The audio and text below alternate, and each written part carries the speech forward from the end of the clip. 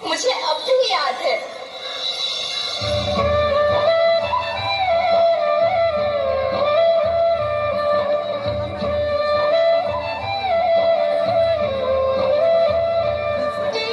मैं तुम्हारी माँ सुंदर क्यों ना होती, मुझे तो सुंदर होना ही था, क्योंकि बीते जमाने में आप मेरे बच्चे ही तो अपनी माँ के रखवाले थे।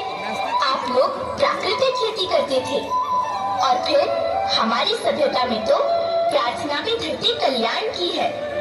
ओम द्यौः शांति, अंतरिक्षः शांति, पृथ्वी शांति, औषधयः शांति, वनस्पतयः शांति।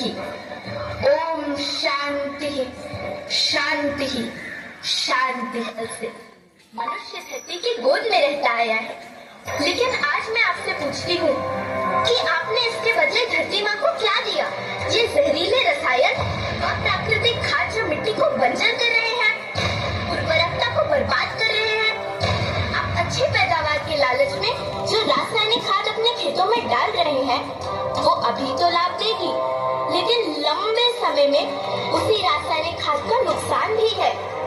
रासायनिक खाद जहर समान है, और तो और फसलों में पानी की खपत भी बढ़ गई है, जिससे खेती की लागत बढ़ रही है और पानी का स्तर जमीन के काफी नीचे जा रहा है।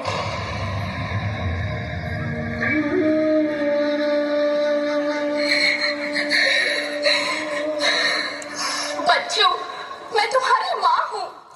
मैंने तुम्हें सुख से जीने के लिए पर्याप्त संसाधन दिए हैं, पर तुम्हारे लालच की पूर्ति के लिए नहीं दिए।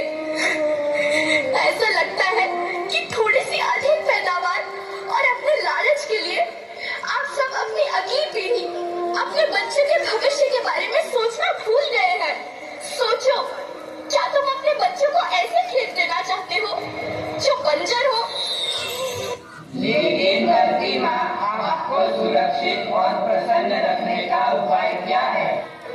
धरती एक, परिवार एक, भविष्य एक। इस मूल मंत्र को आत्मसात कर लो। प्राकृतिक संसाधन को बचाओ, प्राकृतिक खेती को अपनाओ और परंपरागत देसी पद्धति से, जैसे गो आधारित उत्पाद, जीवामृत, बीजामृत, पंचगव्य खाद का उपयोग करो, ताकि मिट्टी की उत्पादकता बनी रहे।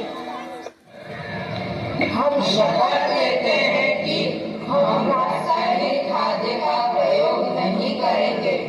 हम प्राकृतिक खाद्य का उपयोग करेंगे। हम प्राकृतिक और परंपरागत तरीके से खेती करेंगे। हम जल और वायु को प्रदूषित नहीं करेंगे और पेड़ पौधों को